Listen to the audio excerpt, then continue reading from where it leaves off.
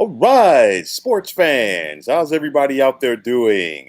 William Martin coming at you one more time here on YouTube with another edition of the 300 Pounds of Sports Knowledge Podcast. And as we are in the midst of the Major League Baseball All Star break, of course, the Midsummer Classic will take place out in Denver tomorrow night. There's still plenty to talk about in the baseball world, especially with the trade deadline right around the corner. And I have some prime candidates here who could be suiting up for new teams sooner rather than later. Want to start off with Minnesota Twins third baseman Josh Donaldson. You look at a guy, he's a former AL MVP. He has a veteran bat, but for a team to take him, they'd have to be willing to take on his big contract for the next 3 years. Now, to me, it comes down to would the Minnesota Twins be willing to eat some of this deal? I know we're hearing about the New York Mets, rather, engaging in preliminary talks with the Twins to acquire the services of Donaldson. We'll have to wait and see. But again, I think his bat, it really would have to come down to which team, or rather the Twins, rather, would they be willing to eat some of that contract? Then you look at Washington Nationals veteran starting pitcher Max Scherzer. A month ago, I would have said this would have been a lock to see Scherzer suiting up for a new team. But you look at the Nats, they got hot. They've fallen back off a little bit, but they're still right there in contention for that National League East crown. Nonetheless, Scherzer is in the last year of his deal. And if the Nats, they got to make that decision sooner rather than later. Are we going to be all in for 2021 to get back to the postseason? Or you know what? Are we going to wave the white towel? But nonetheless, if Washington was willing to go in a different direction and trade Scherzer, first and foremost, he has a full no trades clause. So it'd be interesting to see which teams would he be willing to play for. I mean, a team like the Red Sox is definitely going to be in play. Would he waive that no trade clause for the Yankees? We'll have to wait and see. And then I look at the teams out west, the Giants, Dodgers, and Padres. All three of these teams are in the mix to win that division.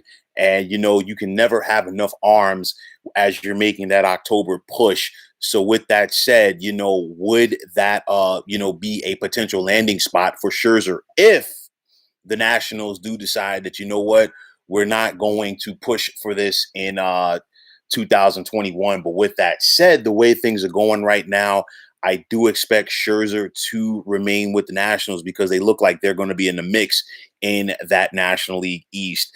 Charlie Blackmon, the outfielder for the Colorado Rockies. And for Blackmon, it's a down year. He's only hitting 261. He does have a player option for next year. I think it's a 50-50 move that Blackmon gets traded because, first of all, what's working against him is that, the thin air aspect of playing out there in Denver. His numbers are probably going to only go down even more. On top of that, he had the protection of Nolan Arenado in that lineup for so many years, and Arenado is not there. So teams are definitely going to be looking at that. Another Colorado guy who could be on the move is Trevor Story. And of course, we're hearing a lot about Trevor Story just due to the fact that he is the hometown guy in the home run derby tonight.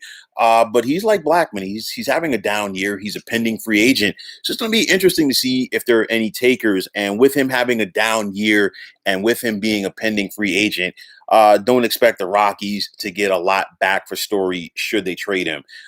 Nelson Cruz, the veteran DH for the Minnesota Twins. And of course, the Twins, they've been a big time disappointment right now.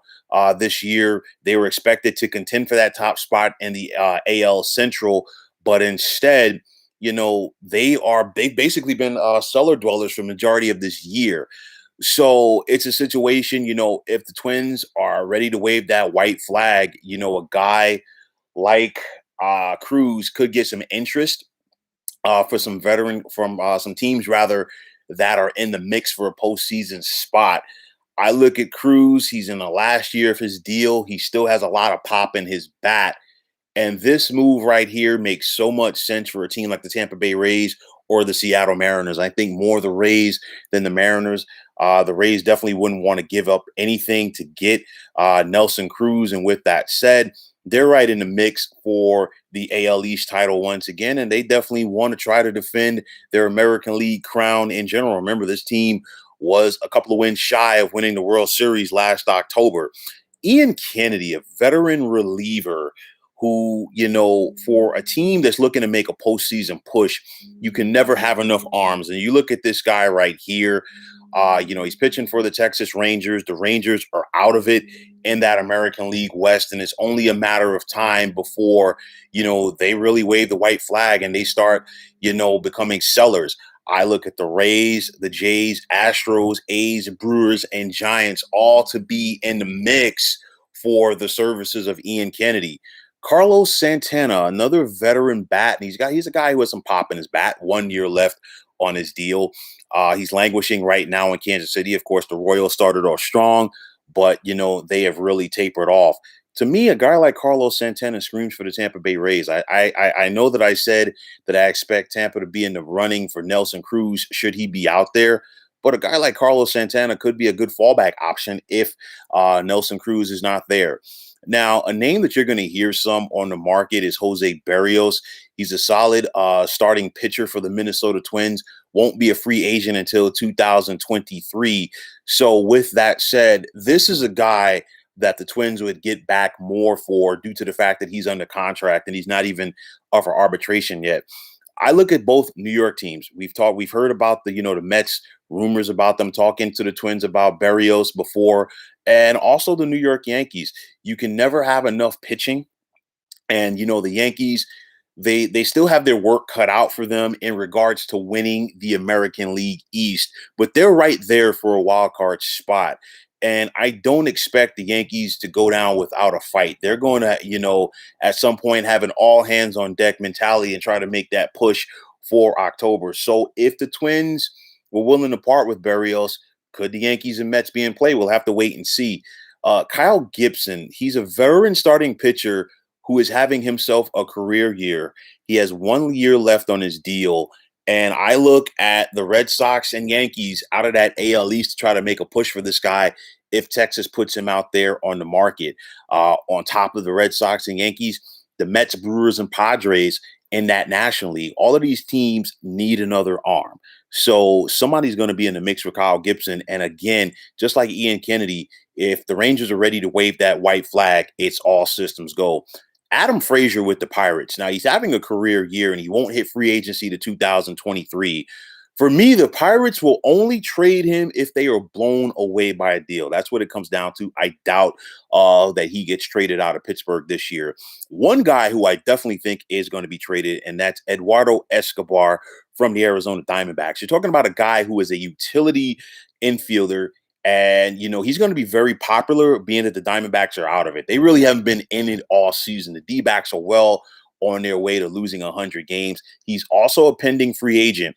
And with his ability as a utility infielder, I expect the Mets, Red Sox, and Giants all to be in for him. The Mets need some help at that corner infield position. The Red Sox, they could use a second baseman. And the Giants, they need another utility guy for their infield as well. All of these teams are in contention. All of these teams that I mentioned are in first place in their respective divisions, and they're definitely going to go out there and try to make the necessary moves to get them to October. Another guy you're probably going to hear about, and that's C.J. Cron with the Colorado Rockies, a veteran hitter. He has some pop in his bat. He had a career year a few years ago, home run wise, when he played with the Tampa Bay Rays. And I think the Rays could be in the mix for him again. He's another guy, pending free agent. You can get him for cheap, and that's right up Tampa's alley. Craig Kimbrell, the veteran closer with the Chicago Cubs. This guy knows how to get it done in October.